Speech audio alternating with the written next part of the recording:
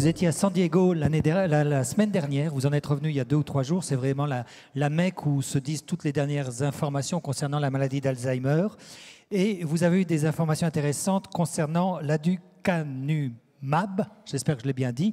En tout cas, c'est un médicament de Biogène qui, à un moment, on a pensé n'était plus efficace, et puis on est revenu un petit peu sur les études, et ça ouvre de nouvelles pistes très intéressantes. Voilà, en 2 mots, l'aducanumab est en fait un anticorps anti-amyloïde. Vous savez que la protéine amyloïde est un élément important dans la genèse, dans la pathologie de la maladie d'Alzheimer. Et donc, ce médicament s'avérait prometteur par rapport à des études antérieures. Et donc, 2 grandes études internationales étaient en cours et sur le point de se terminer d'ailleurs au printemps dernier, quand, pour des raisons qu'on peut comprendre, une analyse intermédiaire a été faite. Alors les analyses intermédiaires, ce sont des choses assez compliquées, c'est-à-dire qu'il y a des statisticiens qui travaillent sur des données sans avoir toutes les données, avec des données incomplètes, pour savoir s'il y a une possibilité de résultat positif ou pas. Et donc en mars dernier, on nous annonce que les résultats de l'analyse intermédiaire sont négatifs et que donc tout doit s'arrêter et que cette molécule ne marchera pas. En réalité, ce qui s'est passé, c'est que cette analyse intermédiaire a été faite sur des données incomplètes qui avaient été collectées à la fin de l'année dernière et en collaboration avec la FDA, qui est l'agence du médicament, on va dire américaine, les laboratoires ont analysé les résultats de l'étude comme ils devaient être analysés, comme c'était prévu initialement. Il y avait donc 2 études internationales. Et donc on a appris tout récemment, en fait, au mois d'octobre, et à San Diego, on a eu des précisions à ce sujet, que les résultats d'une des 2 études étaient positifs. Et que donc, c'est la première fois depuis très longtemps, dans le domaine de la maladie d'Alzheimer, que l'on a des résultats positifs. Alors, c'est une étude qui est dédiée à des patients atteints en tout début de maladie d'Alzheimer légère. Et donc les résultats montrent que le déclin cognitif progresse moins chez les patients qui prennent le médicament par rapport à ceux qui ne le prennent pas. Il y a une différence significative, de mémoire à peu près de 22% dans le déclin cognitif en faveur de ceux qui sont sous traitement.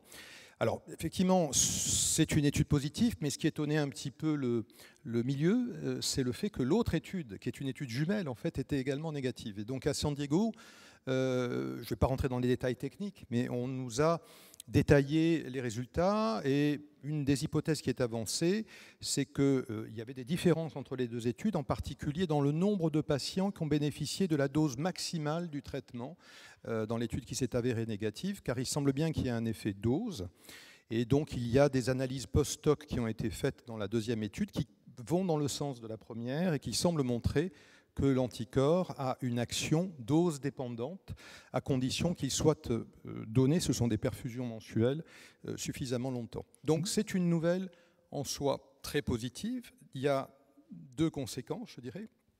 Une première conséquence immédiate, c'est que ce médicament va être soumis à l'avis de la FDA, qui est l'administration qui, aux États-Unis, dit le médicament est autorisé à être mis sur le marché ou pas.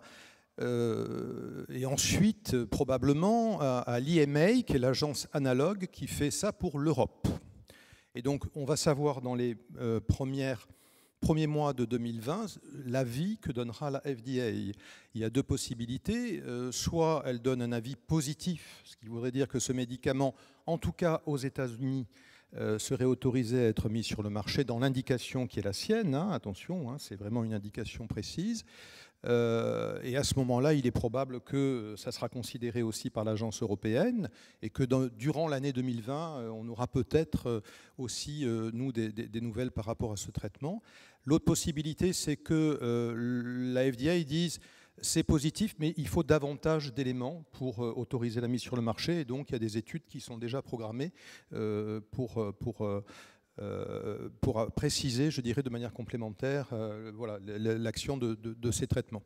Mais ce résultat montre quand même une chose, c'est que ce qu'on avait imaginé comme solution au niveau de l'amyloïde, qui finalement avait un petit peu découragé les chercheurs, parce qu'on disait ça ne marche pas, ça rebooste un petit peu la recherche dans ce domaine-là. C'est le deuxième effet dont je voulais parler, c'est que ce résultat redonne de l'espoir Parce que là, on a concrètement, on sait que les essais thérapeutiques dans la maladie d'Alzheimer sont extrêmement difficiles à mener, c'est extrêmement lourd, c'est extrêmement compliqué. Et là, on a un résultat positif sur effectivement la voie amyloïde, parce que certains commençaient à dire, parce qu'il y avait d'autres études qui s'étaient révélées négatives avant que celle-ci soit positive avec d'autres molécules, que la voie amyloïde, finalement, il fallait l'abandonner parce que c'était pas ça qui était important dans la maladie d'Alzheimer. Et ça remontre effectivement, cette voie amyloïde a du sens. Et du coup, il y a un effet collatéral, c'est que ça rebooste, si je puis dire, la recherche et les essais thérapeutiques dans ce domaine.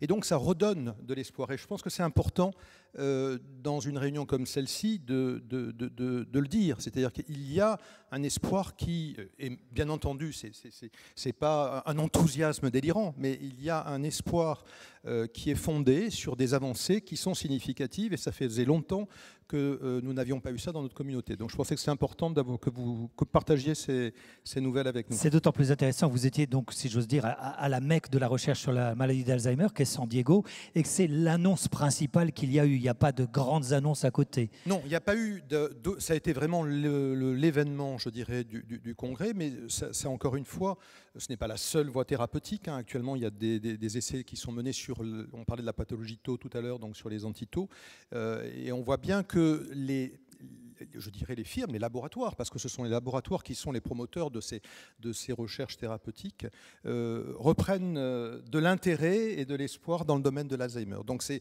globalement un effet positif. Voilà, et on le rappellera, ce médicament, c'est donc pour les personnes qui sont nouvellement dans la maladie, oui. Et vraisemblablement, on ne l'aura pas en Europe avant 2020-2021. Voilà, on ne sait pas, on aura, je pense, des précisions dans la fin au printemps 2020. On saura déjà comment les Américains, l'agence américaine réagira, et probablement que l'année 2020 va être significative pour nous, pour savoir si on peut ou pas espérer l'avoir un jour en France, si du moins les agences l'autorisent, parce qu'après il y a toute une série, je ne rentre pas dans les détails, mais il ne suffit pas qu'il y ait une autorisation de mise sur le marché, il faut aussi que les agences françaises, notamment la Haute Autorité de Santé, l'Agence de sécurité du médicament, donnent leurs avis avant qu'ils n'arrivent. Et encore une fois, vous avez bien fait de le préciser, c'est pour une catégorie de patients qui sont en début de pathologie, de maladie.